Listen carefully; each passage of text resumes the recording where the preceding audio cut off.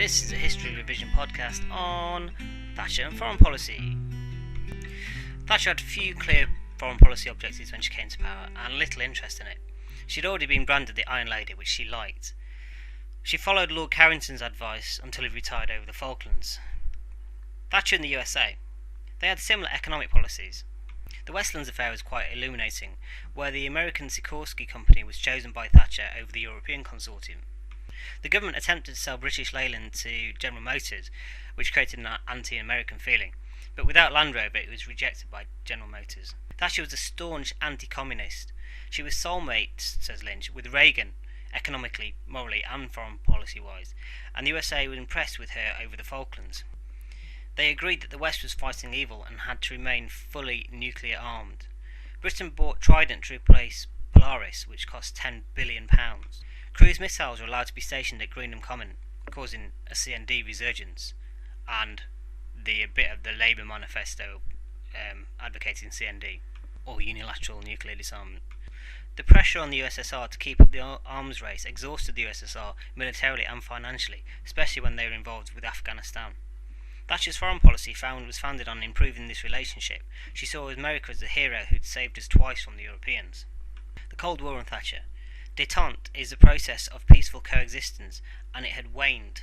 There had been a major scare in 1983 over NATO exercises, when the USSR shot down a Korean passenger airliner, and when cruise missiles had been stationed in Britain.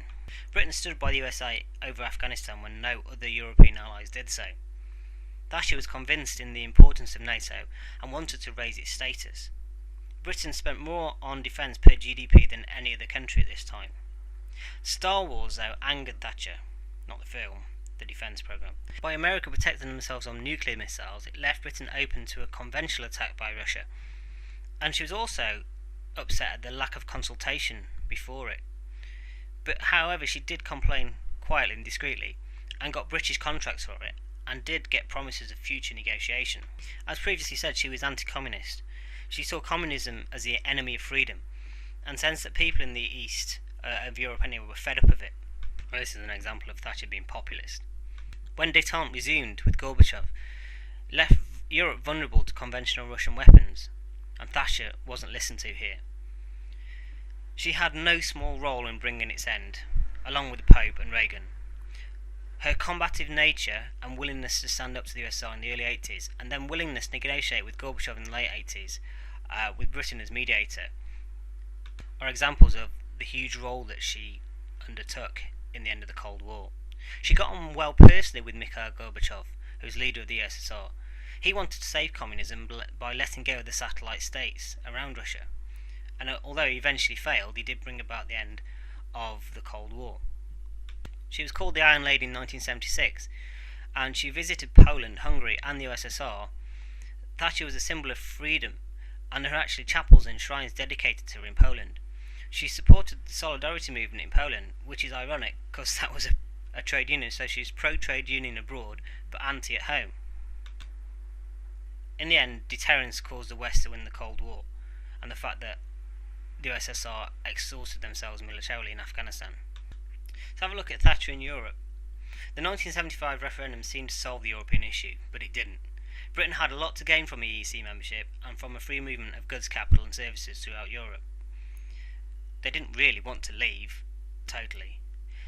EEC entrance caused some of the problems of the 1970s economically, and Thatcher became anti-EEC when she realised the waste and UK's disadvantage.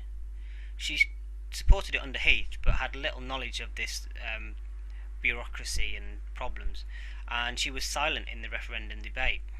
However, when she came to power, she opposed the protectionism, the tariffs on goods outside EEC, and against her idea of a free market, the centralisation of it, especially when the USSR was collapsing around them. The fact that successful states were paid bigger budget payments than less successful ones. This went against free market and entrepreneurialism. She didn't like the sovereignty issue, and she definitely didn't like the fact that it was maybe going towards federalism. She saw that Britain's government was thousands of years old and didn't want this newcomer organisation to usurp it. She didn't like the creeping socialism of the EEC and the lack of democracy in it. However, when she went to actually negotiate and discuss issues in Europe, she had a very hostile manner, which was adversarial, and it was suited to Westminster, but not normally the done way in European negotiations. She was strongly against the common agricultural policy, and the fact that high payments by Britain she saw as unfair, and a major argument and first priority was to get a rebate. We were paying 100,000 million in net contribution in 1979, which is the largest contributor, despite our income being less than the EEC average. In 1980, she was offered and rejected a £350 million refund at the Dublin summit, and then rejected a £760 million refund at the Luxembourg summit because it was only going to last for 2 years. In Brussels, Lord Carrington got an extra £60 million for 3 years. Thatcher was unsure about this, but she was isolated by her cabinet, and Carrington threatened resignation if she didn't accept it. She eventually settled this in 1984 after 4 years of trying. 2/3 of the UK money was to be returned every year in a permanent solution from the Fontainebleau summit, but at a price: hostility by the other European leaders, although it did improve her image at home and distracted people from the depression of the early 80s. The French President Mitterrand and Thatcher got on, for example the 1986 agreement at the Channel Tunnel, although Murphy disagrees with this assessment and says that they didn't. She definitely didn't get on with Helmut Kohl. Personally and politically they were similar, but Thatcher was also anti-German, and references to war and the war didn't go down too well. She was also worried about German dominance if unification of East and West Germany happened. A lot of her cabinet members were pro-European, and Thatcher herself wanted to expand the EEC to the Eastern Bloc to weaken Russia, but also she wanted to weaken Brussels' power.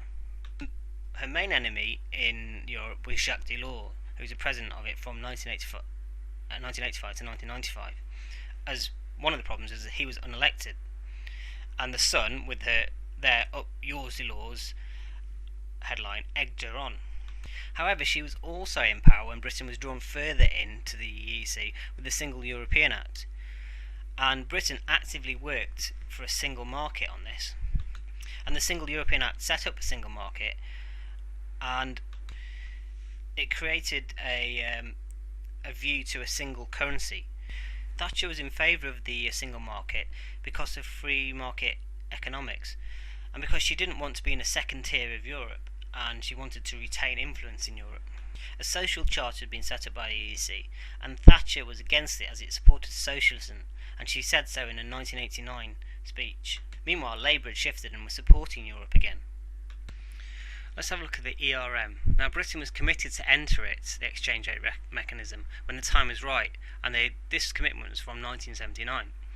She was told that it would fight inflation by Lawson, them having abandoned monetarism. And Thatcher claimed that she was misled by Lawson and Howe over the ERM, especially Lawson, who some have claimed acted without her consent over this.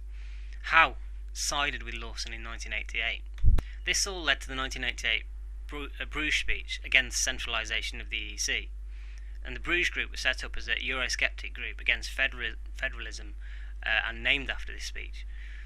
She and they wanted to keep Europe as a trade organisation, and she said this in the Bruges speech. Some have suggested that the Foreign Office forced her to make the Bruges speech less radical than it was, although Marr says she ignored it. Howe was against the speech, and the speech was actually designed to put him in his place. Although the 1989 EMU that said the monetary union would bind members of the ERM was unacceptable to Howe, Lawson and Thatcher. They had joined the ERM by 1990, but only after Howe and Lawson threatened to resign.